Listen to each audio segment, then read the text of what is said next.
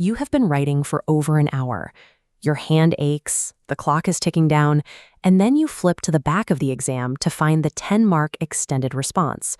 Suddenly, you are staring at a completely blank page, trying to figure out where to even begin. That hesitation is common, but it is completely preventable.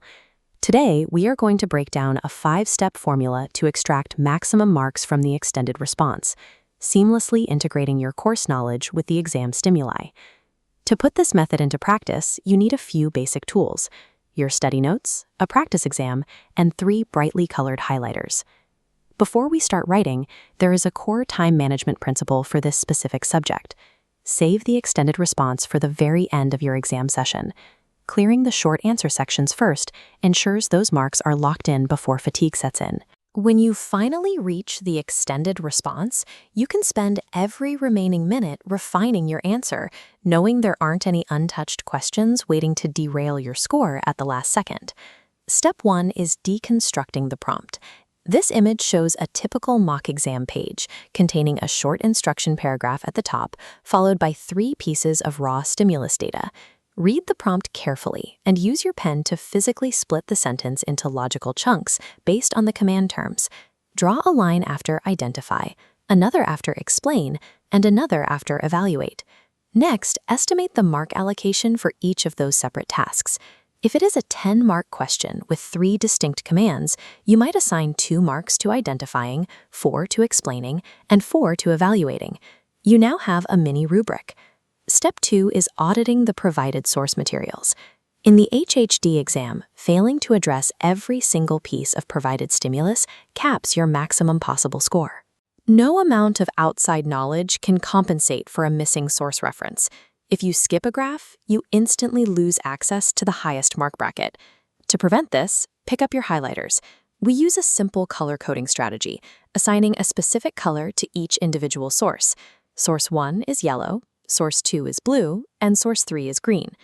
Treating the prompt and the stimuli as a strict visual checklist forces you to answer the exact question the examiner wrote. It stops you from going off topic and answering the question you simply wish they had asked instead.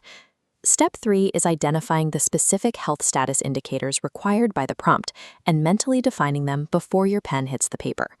This equation shows the core formula for the burden of disease. 1 DALY, or disability-adjusted life year, equals 1 year of healthy life lost. That total is made by adding years of life lost due to premature death plus years lived with disability due to illness or injury. You also need to contrast standard life expectancy with quality of life. Health-adjusted life expectancy, or HALE, is the number of years a person can expect to live in full, true health, subtracting the time they spend carrying an illness. Finally, clarify the distinction between morbidity metrics. Incidence refers strictly to the number of new cases of a condition over a specific period. Prevalence is the total pool of existing cases. Taking just 30 seconds to lock down these precise definitions creates a stable vocabulary framework in your mind. It ensures you will not confuse related metrics once you are under the pressure of the ticking clock. Step 4 is drafting your response by explicitly connecting those locked-down definitions directly to the colored stimulus data. We do this using the sandwich strategy. Start a paragraph by showing off your independent course knowledge, and then conclude the exact same paragraph with a direct reference to the stimulus. This diagram shows how to construct that first paragraph. You write out the plain facts defining morbidity and obesity from your own memory. Then, you seamlessly apply the data from source 1 to prove how obesity impacts functioning body systems in the real world. You repeat the process for the next paragraph, focusing on mortality metrics. Define years of life lost independently, and then back it up using the life expectancy data provided to you in source 3. You have finished writing. Now, we move to step 5, the final audit. Look back at the logical chunks you slashed into the prompt during step 1. Check your written piece to guarantee you have actually identified, explained, and evaluated exactly as requested. Next, verify that the requirement to use all stimuli has been met. Look at your page for the colored highlights confirming you integrated source 1, source 2, and source 3. This weaving technique, combined with a strict visual audit, acts as an insurance policy. It explicitly proves to the examiner that you can take abstract definitions from a textbook and accurately apply them to real-world scenarios. This image shows the final product. A top-scoring extended response has a clear, visible balance between your independent knowledge in plain ink and your source integrations in highlighted colors. This structural framework is completely topic agnostic. Whether the question asks you to analyze regional fruit intake, global disease incidence, or the impact of healthcare taxes, the 5 steps remain exactly the same.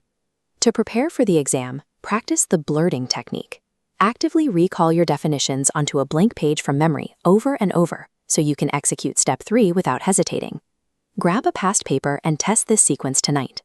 Deconstruct the prompt, color code to stimulus, lock down definitions, build sentence sandwiches, and run your audit. Dominating the extended response does not require you to memorize the entire curriculum word for word.